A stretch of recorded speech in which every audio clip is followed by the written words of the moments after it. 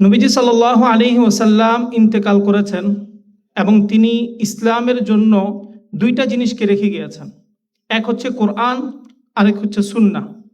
ইসলাম আগেও ছিল, এখনো আছে, ভবিষ্যতেও থাকবে। মুসলমান আগেও ছিল, এখনো আছে এবং কিয়ামত পর্যন্ত মুসলমান থাকবে। এখন মুসলমান যে এই বিশ্বে টিকে থাকবে, তারা যে তাদের দৈনন্দিন বিভিন্ন আমল তারা আদায় করবে, এটা কিসের উপর ভিত্তি করে করবে? এই ভিত্তি হলো দুইটা, এক কোরআন, আরেক হচ্ছে সুন্নাহ।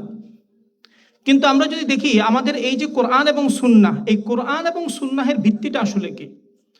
যেমন প্রত্যেকটা জিনিস একটা ভিত্তি থাকে, ঠিক তেমনি কোরআন এবং সুন্নাহের ভিত্তি হলো সাহাবায়ে কেরাম। আপনি যদি তালাশ করেন যে কোরআন কে জমা করেছে, আপনাকে যেতে হবে সাহাবায়ে কেরামের কাছে। আপনি যদি জানতে চান যে এই হাদিস কে বর্ণনা করেছে, দেখবেন আপনি খোদ সাহাবায়ে কেরাম পর্যন্ত আপনাকে পৌঁছাতে হবে। মানে হলো সাহাবায়ে কেরাম হলো কোরআন এবং সুন্নাহের ভিত্তি।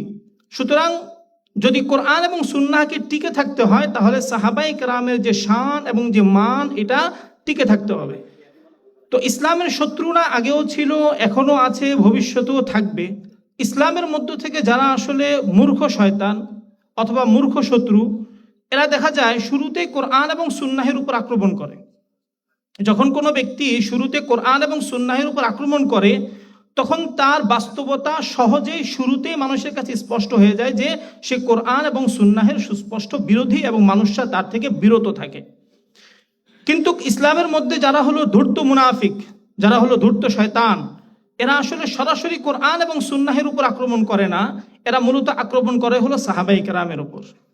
কারণ হলো সাহাবায়ে কেরাম হলো কোরআন এবং সুন্নাহের ভিত্তি। যদি ভিত্তি দুর্বল করা যায়, তাহলে এমনিতেই সেটা যের উপর দাঁড়িয়ে আছে সেটা এমনিতেই দুর্বল হয়ে যাবে। সুতরাং যারা এই কথা বলে যে আমি সাহাবায়ে কেরামদেরকে মানি না, এ কথার অর্থ বা উদ্দেশ্য মূলত আসলে এমন না যে সাহাবাকে মানে না, বরং সে আসলে এটা বলতে চায় যে আমি কোরআন এবং সুন্নাহকে মানি না। যারা বলে সাহাবায়ে কেরাম মেয়ার হক না, তাদের এই কথার উদ্দেশ্য এটা না যে আমি শুধু সাহাবায়ে কেরামের মেয়ার হক মানতে চাই, বিষয়টা এমন না।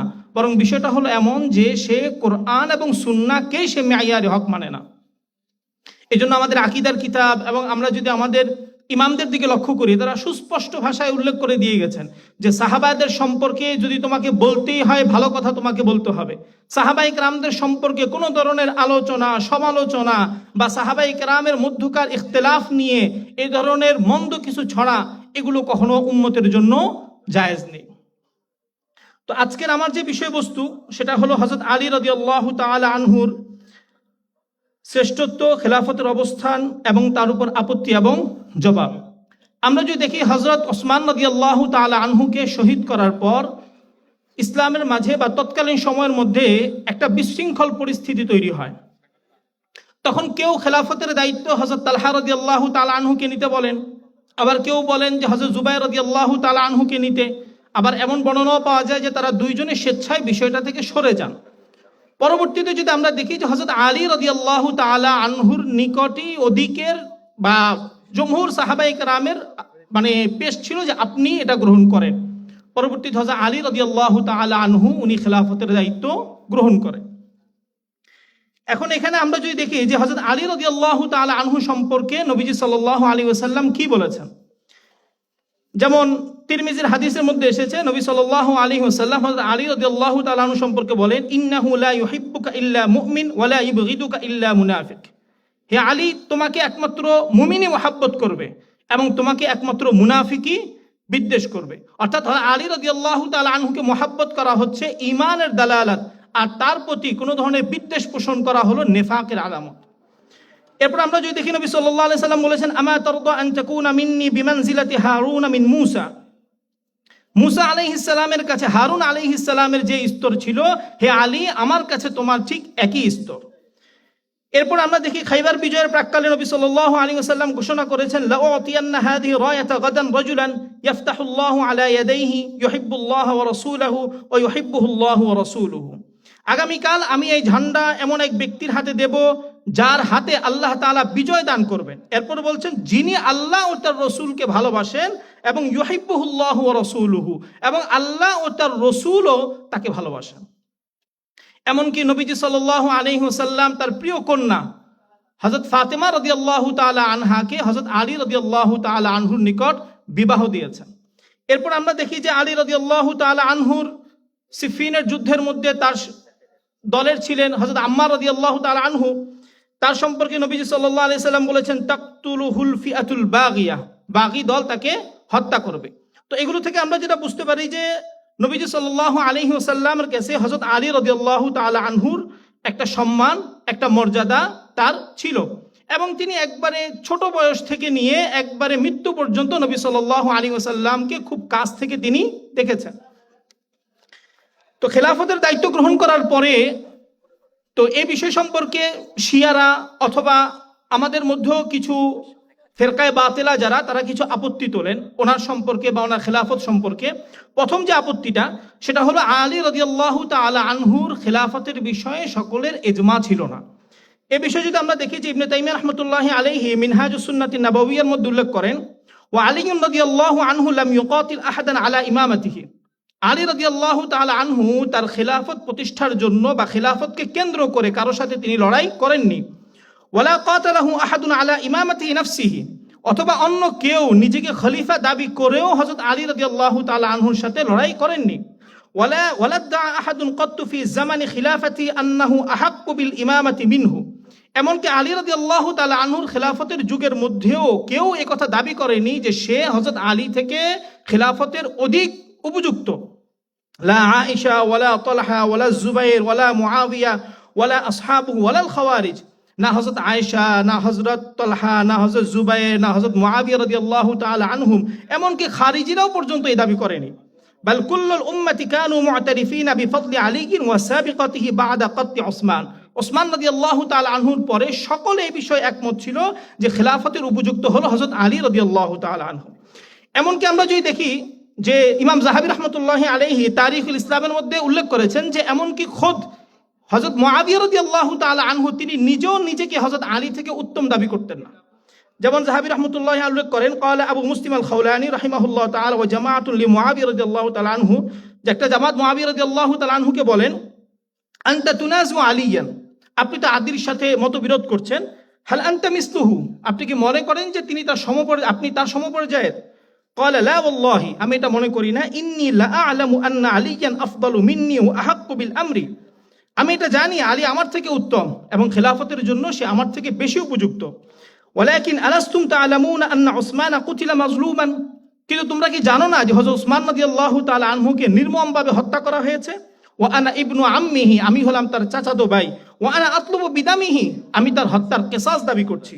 ফাতু আলিয়ান ওয়া কুলু লাহু ফালিয়াদফা ইলাইয়া কাতলাতা উসমান ওয়া উসাল্লিমু ইলাইহি, সুতরাং তোমরা হযরত আলীর কাছে যাও, তাকে বলো হযরত উসমানকে যারা হত্যা করেছে তাদেরকে যেন আমার কাছে পেশ করে। তো এটা থেকে আমরা যেটা বুঝতে পারলাম যে হযরত আলী রাদিয়াল্লাহু তাআলা আনহুর খেলাফতের উপর সকল সাহাবায়ে কেরামের ইজমা ছিল। ওনার যুগের মধ্যে উনি থাকাকালীন সময়ের মধ্যে কেউ খেলাফত দাবিও করেনি এবং অন্য কেউ তাকে ওনার থেকে উপযুক্ত খলিফাও দাবি করেনি। দ্বিতীয় বিষয় হলো সিফিনের যে যুদ্ধ, এটা আসলে আমাদের ইসলামিক ইতিহাসে এটা মর্মান্তিক একটা ঘটনা, কিন্তু আমাদের মনে রাখতে হবে যে সিফিনের যে যুদ্ধ এটা কোনো হক বাতিলের কোনো ইখতিলাফ না বা হক বাতিলের কোনো যুদ্ধ না, এটাকে আমরা বলতে পারি ভুল সঠিকের ইখতিলাফ, অথবা আমরা আমাদের ভাষায় বলতে পারি যে এটা হলো অধিক সঠিক বা অপেক্ষাকৃত কম সঠিকের একটা ইখতিলাফ। এখানে আসলে বিষয়টা হলো যে হযরত উসমান রাদিয়াল্লাহু তাআলা আনহুকে শাহাদাত করার পর হযরত মুআবিয়া রাদিয়াল্লাহু তাআলা আনহু এবং শামবাসী তাদের আবদার ছিল যে যারা উসমান রাদিয়াল্লাহু তাআলা আনহুকে হত্যা করেছে তাদের বিচারটা আগে করা হোক, তারপর বায়াত অনুষ্ঠিত হোক। কিন্তু হযরত আলী রাদিয়াল্লাহু তাআলা আনহুর অবস্থান ছিল যে না, আগে পরিস্থিতি ঠান্ডা করা হোক, পরিস্থিতি ঠান্ডা করার পরে তাদের বিচার কার্য সম্পাদন করা হবে। কিন্তু এই যে একটা ইখতিলাফ, যদিও তাদের মধ্যে ইখতিলাফ হয়েছে এবং এটা নিয়ে যুদ্ধ হয়েছে, কিন্তু উভয় পক্ষের কেউই আসলে এটা মনে করতো না যে আমি হক আর সে হলো বাতিল। এর একটা জ্বলন্ত উদাহরণ হলো যে সুনানে সাঈদ বিন মানসুরের মধ্যে এসেছে যে হযরত আলী রাদিয়াল্লাহু তাআলা আনহুকে জিজ্ঞাসা করা হয়েছে, মা তাকুলু ফি কতলানা ওয়া কতলাহুম, আমাদের মধ্য থেকে যারা শহীদ হয়েছে তাদের মধ্য থেকে যারা শহীদ হয়েছে তাদের বিষয়ে আপনি কি বলবেন? আলী রাদিয়াল্লাহু তাআলা বলছেন, মান কুতিলা মিন্না ওয়া মিনহুম, আমাদের মধ্য থেকে এবং তাদের মধ্য থেকে যারা শহীদ হয়েছে, ইউরিদ ওয়াজহাল্লাহ ওয়াদ দারুল আখিরাহ দাখালাল জান্নাহ, অর্থাৎ আমাদের মধ্য থেকে এবং তাদের মধ্য থেকে যারা আল্লাহ সন্তুষ্টি চেয়েছে, আখিরাত চেয়েছে, তারা জান্নাতে প্রবেশ করবে। তার মানে বোঝা গেল হযরত আলী রাদিয়াল্লাহু তাআলা আনহু ওনার দৃষ্টিতেও এটা এমন ছিল না যে এটা হক বাতিলের কোনো ইখতিলাফ, বরং এটা ছিল ইজতিহাদি একটা ইখতিলাফ। এই জায়গার মধ্যে যদি আমরা দেখি যে নবীজি সাল্লাল্লাহু আলাইহি ওয়াসাল্লাম বলেছেন যে হযরত আম্মার রাদিয়াল্লাহু তাআলা আনহুকে হত্যা করবে বাগী, এখান থেকে বোঝা যায় যে আলী রাদিয়াল্লাহু তাআলা আনহুর যে ইজতিহাদ, এই ইজতিহাদটা সহি ছিল এবং ওনার বিপক্ষে যারা ছিলেন তাদের ইজতিহাদটা ভুল ছিল। তো ভুল হওয়ার পরেও তারা 1 সওয়াব পাবেন এবং হযরত আলী রাদিয়াল্লাহু তাআলা আনহু এখানে 2 সওয়াব পাবেন। দ্বিতীয় বিষয় হলো হযরত আলী রাদিয়াল্লাহু তাআলা আনহু যে আপত্তিটা, যে আলী রাদিয়াল্লাহু তাআলা আনহু হযরত আবু বকর রাদিয়াল্লাহু তাআলা আনহুর নিকট বায়াত গ্রহণ করেননি। এই বিষয়ের মধ্যে যদি আমরা দেখি ফাথুল বারির মধ্যে এসেছে এবং আমাদের মুফতি আল্লামা তাকি উসমানী হাফিজাহুল্লাহ উনি নিজেও তাকমিলাত ফাতহুল মুলহিমের মধ্যে বলেছেন যে প্রথম 2 দিনের মধ্যেই হযরত আলী রাদিয়াল্লাহু তাআলা আনহু হযরত আবু বকর রাদিয়াল্লাহু তাআলা আনহুর কাছে তিনি বায়াত গ্রহণ করেছেন। বাকি 6 মাস পরের যে বায়াত যেটা ছিল সেটা হলো আসলে প্রকাশ ছিল, এটা আসলে মূল বায়াত ছিল বিষয়টা এমন না, বরং তিনি 2 দিনের ভিতরে তিনি বায়াত গ্রহণ করেছেন। এর পরবর্তী আরেকটি আপত্তি হলো যে আলী রাদিয়াল্লাহু তাআলা আনহু যখন ফাতেমা রাদিয়াল্লাহু তাআলা আনহা ইন্তেকাল করেন, এই বিষয়টা তিনি হযরত আবু বকর রাদিয়াল্লাহু তাআলা আনহুকে জানাননি। এই বর্ণনাটা বুখারীর মধ্যে এসেছে। তো এই বিষয়ের মধ্যে হাফিজ ইবনে হাজার রাহমাতুল্লাহি আলাইহি ফাথুল বারির মধ্যে লেখেন ওয়ালা আল্লাহু লাম ইউআলিম আবা বকরিন বিমাউতিহা লিআন্নাহা যান্না আন্না যালিকা লা ইয়াখফা আলাইহি। আলী রাদিয়াল্লাহু তাআলা আনহু আবু বকর রাদিয়াল্লাহু তাআলা আনহুকে বিষয়টা এজন্য জানাননি যে আসলে এটা তার কাছে অস্পষ্ট থাকার কিছু নেই, কারণ যিনি মারা গিয়েছেন তিনি হলো নবীজি সাল্লাল্লাহু আলাইহি ওয়াসাল্লামের মেয়ে। ওয়ালাইসা ফিল খাবারি মা ইয়াদুল্লু আন্না আবা বকরিন লাম ইয়ালাম বিমাউতিহা ওয়ালা সাল্লা আলাইহা। তবে আমাদের লক্ষ্য রাখতে হবে বুখারীর যে বর্ণনাটা এসেছে ওই বর্ণনার মধ্যে এমন কোনো কথা পাওয়া যায় না যে হযরত আলী রাদিয়াল্লাহু তাআলা আনহু জানাননি ঠিক কিন্তু হযরত আবু বকর জানতেন না বা তিনি জানাজা পড়েননি, এই ধরনের কোনো কথা কিন্তু বুখারী বর্ণনার মধ্যে পাওয়া যায় না। এবং আমরা যদি দেখি তাবাকাতুল কুবরা লি ইবনে সাআদের মধ্যে ইমাম শাফি রাহমাতুল্লাহি আলাইহি উল্লেখ করেন যে সাল্লা আবু বকরিন সিদ্দিক আলা ফাতিমাতা বিনতি রাসূলিল্লাহি সাল্লাল্লাহু আলাইহি ওয়াসাল্লাম ওয়া কাব্বারা আলাইহা আরবাআন। যে আবু বকর সিদ্দিক রাদিয়াল্লাহু তাআলা আনহু নবীজি সাল্লাল্লাহু আলাইহি সাল্লামের মেয়ে ফাতেমার জানাজা তিনি পড়েছেন এবং সেখানে তিনি 4 তাকবীরও বলেছেন। এবং আনকামিল ফি তারিখ ইবনে আসিরের মধ্যে এসেছে যে সাল্লা আলাইহাল আব্বাস, আব্বাস রাদিয়াল্লাহু তাআলা আনহু ফাতেমা রাদিয়াল্লাহু তাআলা আনহার জানাজা পড়িয়েছেন। তো এখান থেকে আমরা যেটা বুঝতে পারলাম যে কথাটা যে বলা হয় যে আলী রাদিয়াল্লাহু তাআলা আনহু জানাননি,